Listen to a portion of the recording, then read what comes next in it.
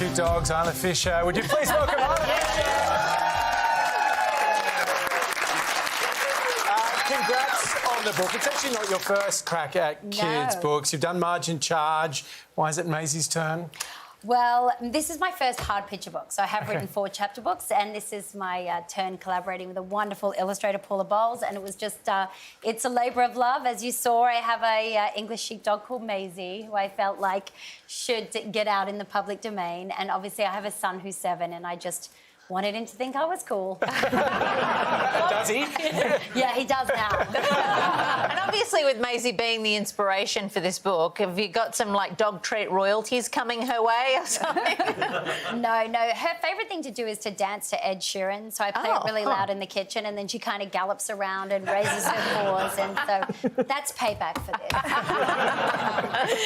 this. We spotted you also on Instagram actually painting a picture of Maisie, which is excellent. Did you think about maybe illustrating this book? Like, that is really good.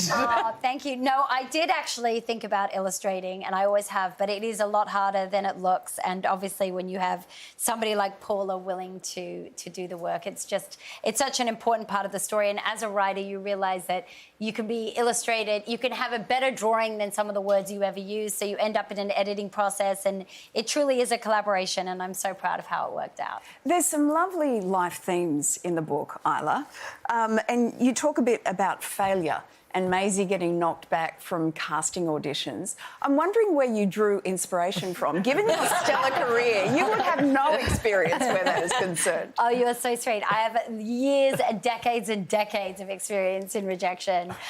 No, that's not really. For Maisie, I really wanted the message to be about, being courageous and staying true to who you are. And Maisie's a pampered pooch who stays indoors a lot, and I think a lot of kids identify with this during COVID. They were on lockdown, and it's about her getting outside, tapping into her inner dog, falling in love with nature again, and being true to herself. And in doing that, she gets the perfect role for her. I'm really confused about who we're talking about. Well, congratulations, Arunauta. You recently received an Excellence in the Arts Award. Congratulations. But also, maybe more importantly, you're on a fantail wrapper now, which is exciting. It is. Did they have to call you to fact check it, or how does that work? No, and actually it's quite an old rapper because it stopped at, I think, Now You See Me, and I was like, So maybe I don't know if I still qualify. You need to get on the phone and get, like, them to update. Yeah, in 2013, it was the last reference. I was like, I better make another. They could put the book in the fantail wrapper, you know? That would be What was that moment like? That was so exciting because I don't know whether I was sleeping. I've been doing really early morning shooting now, Wolf Like Me, the sequel. And so I opened it up, I was reading, I was like, oh, wow, they were born in Oman, me too. I sort of got all the way through before I realised it was me. Don't laugh so hard. I slept for about a week. This person sounds fascinating.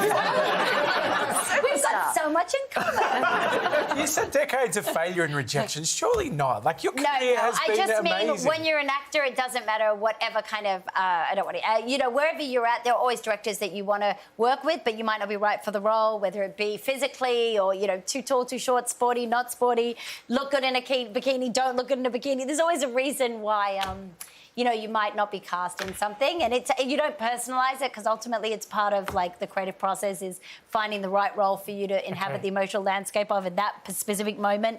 But no, I'm very grateful for the audition process. I think it really helps you know whether you are going to bring what you need to the role and if it's the right match. Surely you just tell them, read my fantail. Exactly. Unless you're 2013. Don't you find, though, with when you're going through that process in Hollywood, it is actually a wonderful life lesson outside of LA, and obviously writing this children's book and keeping that as the essence of it. There's a lot in that idea of individuality, understanding that rejection is a part of life, not just in Hollywood but everywhere, that is really important for children to learn at a young age because it can really set you up for success because it happens all over, no matter where you are. And that's what everyone... But it does, truly. But that's what the buzzwords of today are, kind of grit and resilience and flexibility, and how do we, we all, accept that in our lives as part of our journey. Can I tell you, Isla, the other day, very late at night, I was watching the Stephen Colbert Show here on the 10 Network. And his main guest was George Clooney, who went over 3 segments, which just goes to show how huge George Clooney is. And they were talking about a party that they'd both been at George's place in Lake Como. And Stephen Colbert said, and we were there with Isla and Sasha. And you were Isla and Sasha. Yeah. Can you tell me? I can tell you about that party because we actually came in costume. He said that. And we bought a very large block of cheese, one of the heaviest. Honestly, it was this size. We actually went up to the mountains in Austria and we were with the gentleman when he made this cheese, and then we wrapped it up and we took it as a gift. And we were wearing lederhosen, as one does, which is a great joke at the start of the evening. Everyone's like, oh, it really breaks the ice. But then a few hours in, you're sweating in your lederhosen with a giant bit of cheese.